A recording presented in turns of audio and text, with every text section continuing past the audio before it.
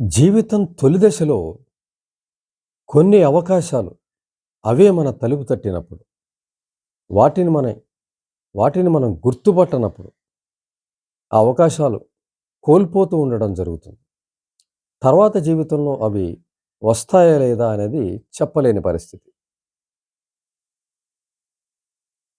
అంచేత అవకాశం వచ్చినప్పుడు దాన్ని గుర్తుపట్టి వినియోగించుకోవటం అనేది ఒక పరిస్థితి ఉంటే, ఒకవేళ కోల్పోయినా దానంతట అవకాశం వచ్చినప్పుడు అది కోల్పోయినా సృష్టించుకునే సామర్థ్యమైనా ఉండాలి వ్యక్తికి. వెనువెంటనే అయ్యే అవకాశం పోయింది అని అనుకున్నప్పుడు, అవకాశాన్ని సృష్టించుకొని మళ్ళీ విజేతగా నిలబడితే, జీవితం చక్కగా కొనసాగే అవకాశం ఉంటుంది. ఏదైతే సాధించాలనుకుంటున్నారో, అది కాలక్రమంలో అవకాశం వచ్చినప్పుడు వినియోగించుకోలేకపోయినా, గుర్తుపట్టలేకపోయినా, స్వయంగా సాధించే అవకాశాన్ని సృష్టించుకునే పరిస్థితి ఉన్నట్లయితే,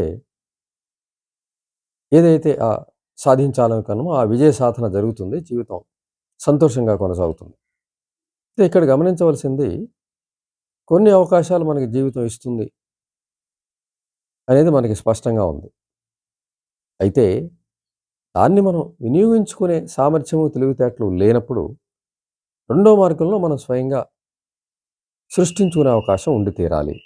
దానికి వ్యక్తికి సామర్థ్యం అవసరం, తెలివితేటలు అవసరం. కొందరు ఆ అవకాశాన్ని ఉపయోగించుకుని జీవితంలో ముందుకు ఎదగటం అనేది గమనిస్తాం.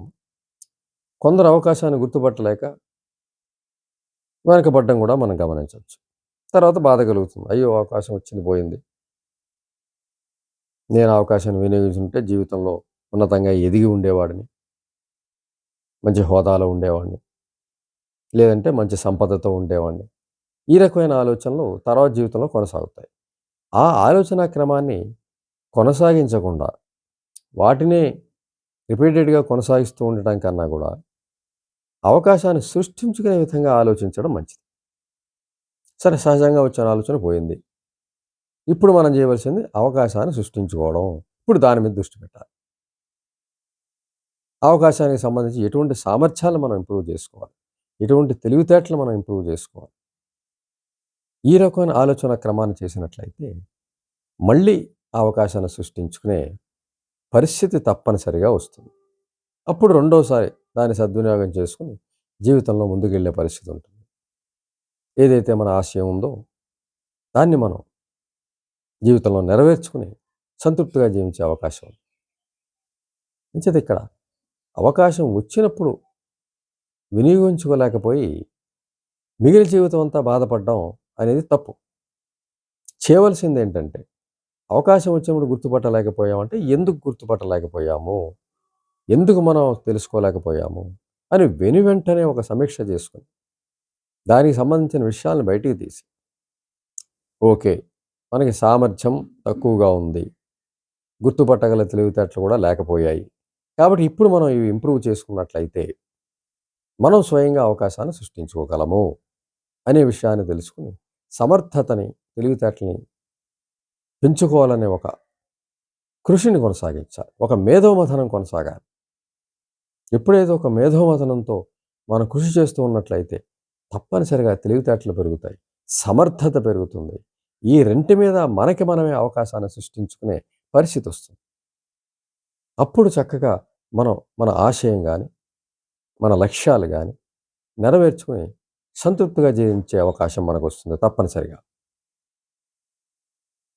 అంటే ఎవరైనా సరే జీవితంలో ఒక్కసారి వెనక్కి తిరిగి, అయ్యో ఫలానా అవకాశం నాకు వచ్చింది, దాన్ని నేను గుర్తుపట్టలేక, దాన్ని నేను తెలుసుకోలేక పోగొట్టుకున్నాను అనే బాధతో ఉన్నట్లయితే, వాళ్ళు చేయవలసింది ఆ బాధని కొనసాగించడం కాదు, వెనువెంటనే ఆ అవకాశాన్ని మళ్ళీ సృష్టించుకోగల సామర్థ్యం ఏమిటి, పరిస్థితులు ఏమిటి అనే విషయాన్ని మీద దృష్టి పెట్టి మేధోమథనంతో కొనసాగితే కొత్త ఆలోచనలు వస్తాయి, కొత్త అవకాశాలు సృష్టించబడతాయి.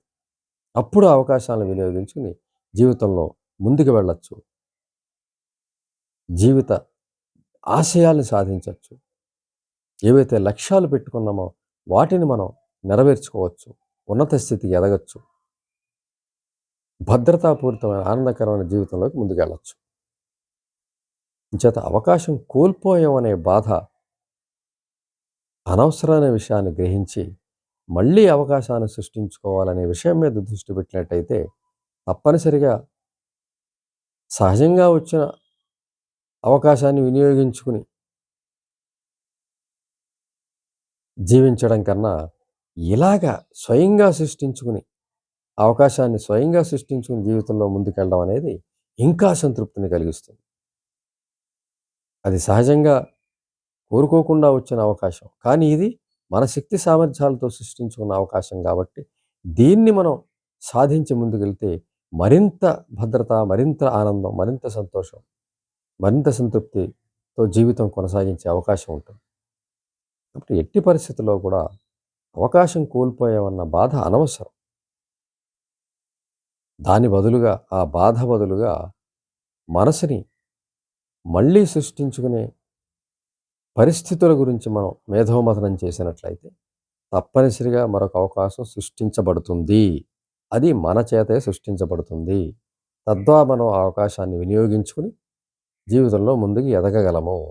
ఆ ఎదుగుదల మనకే గొప్ప విజయంగా అనిపించడమే కాకుండా మనల్ని చూసి మన దగ్గరికి 10 మంది వచ్చి మన విజయ సూత్రాలను తెలుసుకుని వాళ్ళు కూడా ఆ విజయాన్ని సాధించే అవకాశానికి మనం మార్గాలు వేసే మరొక అవకాశం కూడా మనకొస్తుంది.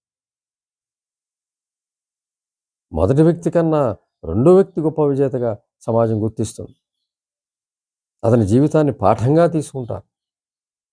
ఏ రకంగా అవకాశాలు సృష్టించుకున్నారు, ఏ రకంగా మీరు సామర్థ్యాన్ని పెంచుకున్నారు, ఏ రకంగా మీరు